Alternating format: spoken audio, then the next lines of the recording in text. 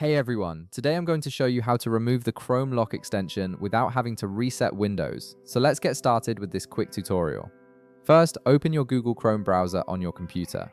Once Chrome launches, you'll immediately notice that your browser is locked due to the Chrome lock extension being active. This extension prevents you from accessing your normal browsing features, but don't worry, we can remove it directly without any complicated steps or system resets. Now, direct your attention to the top right corner of your Chrome window. You'll see an extension icon there, which looks like a puzzle piece. Go ahead and click on this icon to reveal all the extensions currently installed in your browser. This menu shows you everything that's running in the background and gives you quick access to manage them. Within the extensions menu that appears, look for Chrome Lock in the list of installed extensions. You should be able to spot it fairly easily among your other extensions. Once you've located Chrome Lock, you'll notice 3 dots positioned right beside it. These 3 dots represent the options menu for this specific extension. Click on those 3 dots to open a small drop-down menu with various options. From this menu, you'll see an option that says Remove from Chrome. This is the key step that will completely uninstall the extension from your browser. Click on Remove from Chrome to proceed with the deletion. After clicking Remove, a confirmation message will appear on your screen.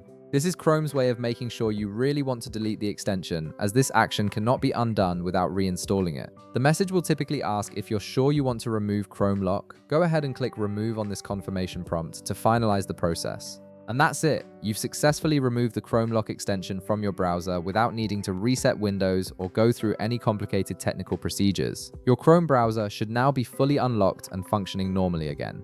If this video helped you out, be sure to leave a like, subscribe, and I'll see you in the next one.